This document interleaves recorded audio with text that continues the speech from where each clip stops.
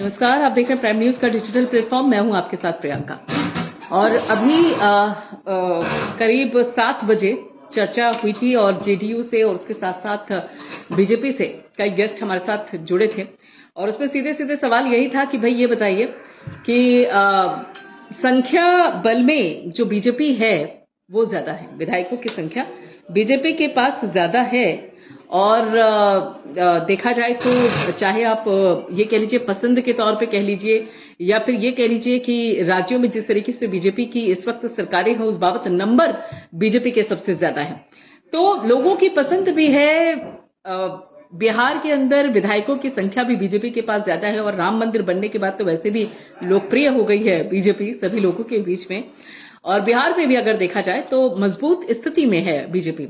लेकिन उसके बावजूद भी जब एनडीए हुआ, मतलब एनडीए के अंदर जब जेडीयू शामिल हुई और नीतीश कुमार को एक्सेप्ट करने का ऑप्शन आया तो एक्सेप्ट तो कर लिया, लेकिन फिर मुख्यमंत्री नीतीश कुमार ही क्यों?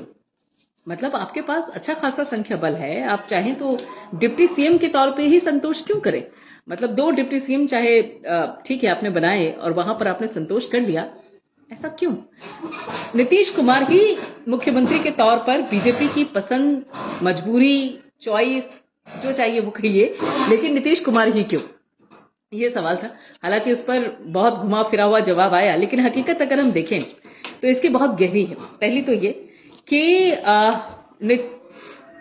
एक तो बिहार के अंदर बीजेपी को सत्ता में आना जरूरी था, लोकसभा चुनाव के चलते बिहार का साथ में होना जरूरी था, क्योंकि लोकसभा सीटें यहां पर भी अच्छी खासी हैं। 40 लोकसभा सीटें बहुत मायने रखती हैं। और दक्षिणी भारत में चूंकि बीजेपी पसंद तो है, पीएम मोदी का चेहरा पसंद है, लेकिन आंकड़ों की अगर बात की जाए तो फिलहाल आंकड़े यहां पर थोड़े से कम हैं। तो ऐसे में अगर उत्तरी भारत बीजेपी के साथ होगा तो दक्षिणी भारत को कवर किया जा सकता है। तो उसी के चलते ही बिहार के अंदर एनडीए को सत्ता में आना था, बीजेपी को सत्ता में आना था, शर्त चाहे जो भी हो।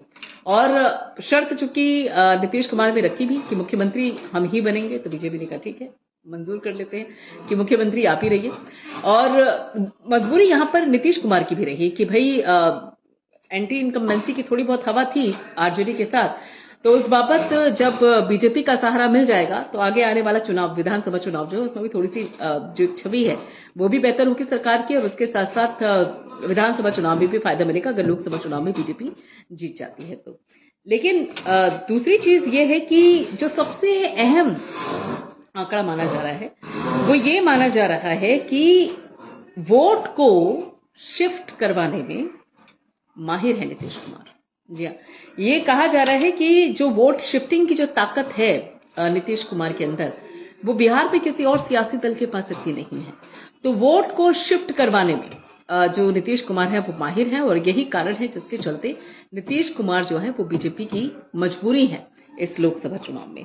और यही कारण है कि उनके लाख विवादों के बावजूद भी, उनकी लाख शर्तों के बावजूद भी, लाख डिमांड के बावजूद भी जो बीजेपी है वो उनको लेकर समझौता करने को तैयार नहीं है। लगातार कोशिशें भी हो रही थी कि किस तरीके से जो नीतीश कुमार है वो बीजेपी का हिस्सा या एनडीए का हिस्सा बने। तो ये कोशिश थी और यही कारण है कि खासतौर पर जो 2024 का ये चुनाव है, लोकसभा चुनाव है, तो इसमें जरूरत है कि बीजेपी को पूरा पूरा समर्थन मिले और हर एक राज्य से पूर्ण समर्थन मिलता रहे।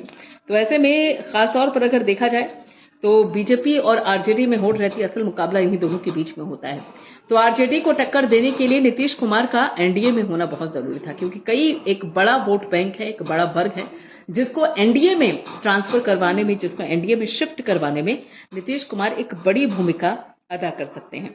और इसी के चलते ही ये फैसला लिया गया। अब अगर आप चुनावी आंकड़ों की बात आप करेंगे ना, तो 2014 में आरजेडी, जेडीयू, बीजेपी तीनों अलग अलग चुनाव लड़ी थी। जेडीयू ने अपने दम पर 40 में से 38 सीट उम्मीदवार मैदान में उतारे थे और मात्र 2 सीट पर जीती थी। ये जेडीयू की हम बात कर रहे हैं लोकसभा चुनाव की।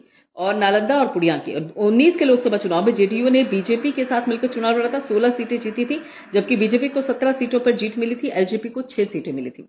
तो इस हिसाब से अगर देखा जाए तो पिछले आंकड़ों को देखते हुए ही ये फैसला लिया जा रहा है कि जो बीजेपी के साथ अगर नीतीश कुमार आ जाते हैं तो वोट ट्रांसफर करवाने को लेकर एक बड़ी राहत रहेगी, एक तरीके से कॉन्फिडेंस रहेगा।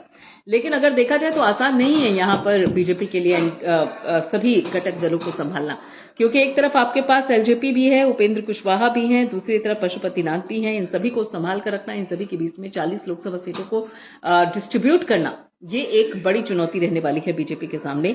और भले ही इस वक्त प्रधानमंत्री नरेंद्र मोदी का कद बहुत ऊंचा है एनडीए के अंदर, और शायद ही कोई विरोध करे, जो भी वो देंगे शायद वो बाकी सियासी दल मान लें, लेकिन खासतौर पर अगर आप बिहार की बात करेंगे तो वहां पर सभी घटक दलों का साथ में होना और उनका साथ में जुड़े रहना वो बहुत जरूरी है। तो ऐसे में अगर देखा जाए तो आप चाहे चिराग पासवान की बात कर लीजिए, पशुपति पारस की बात कर लीजिए, उपेंद्र कुशवाहा, जीतन मांझी, इन सबके बीच में 40 सीटों को बांटना पहले ही चुनौती थी और ऐसे में अब तो बड़े खिलाड़ी आ गए नीतीश कुमार जेडीयू के साथ, तो अब ये चुनौती और बढ़ने वाली है। हर किसी को सीटों को लेकर संतुष्ट करना बीजेपी के सामने एक बड़ी चुनौती रहने वाली है। अब देखना यह है कि इससे ये कितना पार कर पाते हैं, क्योंकि आज जब जेपी नड्डा पहुंचे थे तो वहां पर चिराग पासवान भी उनके साथ साथ थे। एक तरीके से देखा जाए तो दिलासा दे रहे थे कि चिंता मत कीजिए, चीजें यहाँ पर आपके फेवर में ही रहने वाली हैं। ये भी एक बड़ा एक तरीके से देखा जाए। और तीसरी चीज ये भी थी बीजेपी के लिए कि नीतीश कुमार का आना इसलिए भी जरूरी था क्योंकि इंडिया गठबंधन को लेकर नींव जो है वो नीतीश कुमार ने ही रखी थी। एक तरीके से ड्राइविंग सीट पर वही थे। तो नीतीश कुमार अगर इंडिया गठबंधन को छोड़कर एनडीए में शामिल हो जाएंगे तो जनता के बीच में एक सीधा सीधा संदेश जाएगा कि देखिए दम नहीं है इंडिया गठबंधन के अंदर। और जब सूत्रधार ही एनडीए में शामिल हो चुके हैं तो इमारत की बाकी ईंटें तो वैसे भी अलग अलग हो ही जानी है, और ईंटें तो पहले ही शोर मचा रही है, चाहे ममता बनर्जी की बात कर लीजिए या फिर आप आम आदमी पार्टी की बात कर लीजिए, डीएमके की बात कर लीजिए, सभी इस तरीके से बिखरे हुए। तो एक सीधा संदेश इंडिया गठबंधन को लेकर देने में भी बीजेपी कामयाब हो गई। और चौथी चीज अगर आप देखेंगे तो जो मंत्रिमंडल गठन हुआ है, जो 8 मंत्री यहाँ पे 2 डिप्टी सीएम यहाँ पर मौजूद हुए, तो सभी सामाजिक एक ताने बाने को भी खास तौर पर ध्यान में रखा गया है। चाहे पिछड़ों की बात कर लीजिए, अति पिछड़ों की बात कर लीजिए, सभी समुदाय से, सभी वर्गों से, राजपूत की बात कर लीजिए, यादव की बात कर लीजिए, सभी वर्गों से आप यहाँ पर कुर्मी की बात कर लीजिए, सभी वर्गों से एक एक जो मंत्री है उसको बनाया गया है। एक जातिगत समीकरण को साधने में भी कामयाब हुई है बीजेपी, और उसका एक पूरा जातिगत ढांचा तैयार कर लिया। तो उसका भी असर सीधे सीधे यहाँ पर देखने को मिलेगा। ओबीसी वर्ग को, पिछड़े वर्गों को तो वैसे भी पिछले जो यहाँ पे आप राजस्थान में, मध्य प्रदेश में, छत्तीसगढ़ में जीत के बाद जो सीएम का पेज सामने आया, जो डिप्टी सीएम का पेज सामने आया, उसमें सीधे सीधे ओबीसी, पिछड़ा और अति पिछड़ा को साधने में बीजेपी जुटी हुई है। तो ये तीनों चीजें, एक तो नीतीश कुमार का चेहरा सामने करके बकायदा एक वोट ट्रांसफर करवाना, दूसरा इंडिया गठबंधन को लेकर सीधा मैसेज देना कि अब इसमें दम नहीं है, जब सूत्रधार हमारे साथ है तो आप आगे का अंदाजा लगा लीजिए।